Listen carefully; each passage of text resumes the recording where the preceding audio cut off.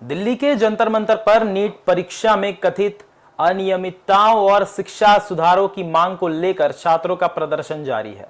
इस प्रदर्शन को लेकर अब बॉलीवुड भी दो हिस्सों में बंटता नजर आ रहा है।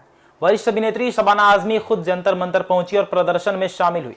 उन्होंने प्रदर्शनकारियों के साथ मंच साझा किया और शिक्षा मंत्री धर्मेंद्र प्रधान के इस्तीफे के साथ साथ परीक्षा में हुई कथित गड़बड़ियों की निष्पक्ष जांच की मांग दोहराई।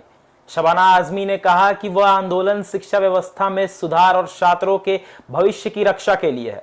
उन्होंने बताया कि प्रदर्शन पूरी तरह शांतिपूर्ण रहा है और सरकार को छात्रों की बात सुननी चाहिए। इसी दौरान मीडिया से बातचीत में शबाना आजमी ने संसद के बाहर हुई अव्यवस्था का भी जिक्र किया। उन्होंने कहा कि एक ऐसा समय लगा था कि हालत बिगड़ सकते थे, लेकिन दिल्ली पुलिस ने स्थिति को संभाला और किसी बड़े नुकसान को होने से रोका। जब उनसे पूछा गया कि दूसरे बड़े फिल्मी सितारे इस आंदोलन में क्यों नहीं आए, तो उन्होंने कहा कि सवाल सिर्फ फिल्मी कलाकारों से ही क्यों पूछा जाता है। अगर बड़े उद्योगपति या दूसरे प्रभावशाली लोग किसी आंदोलन में शामिल नहीं होते तो उन पर सवाल क्यों नहीं उठते। उनके मुताबिक ऐसे सवाल मुख्य मुद्दे से ध्यान भटकाते हैं।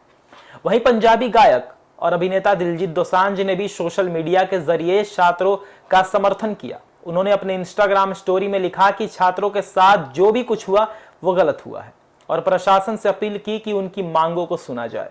उन्होंने ये भी कहा कि लोगों की आवाज ही सबसे बड़ी आवाज होती है और छात्रों के साथ न्याय होना चाहिए।